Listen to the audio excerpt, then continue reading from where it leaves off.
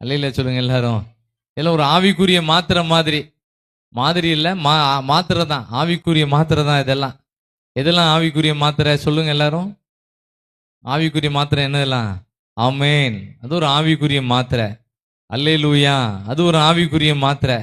ஸ்தோத்திரம், அது ஒரு ஆவிக்குரிய மாத்திரை. இது எத்தனை தடவைனாலும் சொல்லலாம். சொல்ல சொல்ல ஆண்டவர் நம்முடைய பின் நாட்களை நல்லா ஆசீர்வதிப்பார். கரங்களை தட்டி நன்றி சொல்லுங்க பார்ப்போம். ஆண்டவரே, என் முன் நாட்களை காட்டிலும் என்னுடைய பின்னால உள்ள நாட்கள் ஆசீர்வாதமா இருக்கட்டும். அப்படி ஒரு ஜெபம் பண்ணுங்க பார்ப்போம். எல்லாரும் கை தட்டுறதை விட ஒரு ஜெபம் பண்ணா நல்லா இருக்கும். ஒரு ஜெபம் பண்ணுவோமா எல்லாரும்? ஒரு கையை வைத்து ஜெபம் பண்ணுங்க. ஆண்டவரே, எங்களோட முன் நாட்களை காட்டிலும் எங்க பின்னால உள்ள நாட்கள் நல்லா இருக்கட்டும். ஆண்டவரே, ஆசீர்வாதமா இருக்கட்டும். யோபுவோட முன் நாட்களை காட்டிலும் பின்னால உள்ள நாட்களை நல்லா நடத்தின ஆண்டவர், எங்களோட பின்னால உள்ள நாட்கள் நல்லா இருக்கட்டும். ஆண்டவரே, நல்லா இன்னும் கொஞ்சம் சத்தமா ஜெபம் பண்ணுங்க. இன்னும் கொஞ்சம் சவுண்டா ஜெபம் பண்ணுங்க.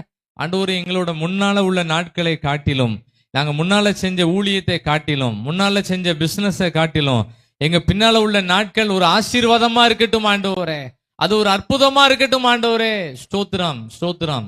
ஜெபத்தை கேட்டதுக்காக ஸ்தோத்திரம். இயேசுவின் மூலம் ஜெபிக்கிறோம் பிதாவே. பின்னால உள்ள நாட்கள் எப்படி இருக்கும்னு ஒரு வசனத்தை கூட வாசிக்கலாம். ஏசாயா தீர்க்கதரிசன புஸ்தகம் 64ஆம் அதிகாரம் 4வது வசனத்தை எல்லாரும் வாசிப்போம். விசுவாச வார்த்தையா வாசிப்போம்.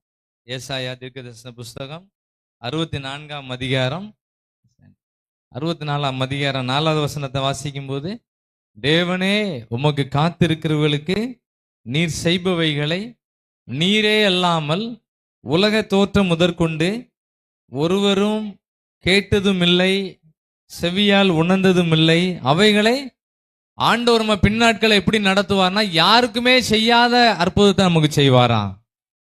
கொஞ்சம் பேர் தான் ஆமேன்னு சொல்லியிருக்கீங்க. சொல்லுங்க, எல்லாம் சொல்லுங்க. ஆண்டவர் நம்ம எவ்வளவு நாளா பொறுத்து பார்த்துட்டேன், நடக்கல, ஒண்ணுமே நடக்கல நினைச்சிடாங்க. எல்லாத்தையும் சேர்த்து லேட்டஸ்டா நடத்துவாரு. ஆமேன். நம்ம எல்லாரும் இவ்வளவு பேர் சேர்ந்து ஜெபிக்கிறது பரலோகத்துல பெரிய மகிழ்ச்சியா தான் இருக்கும்.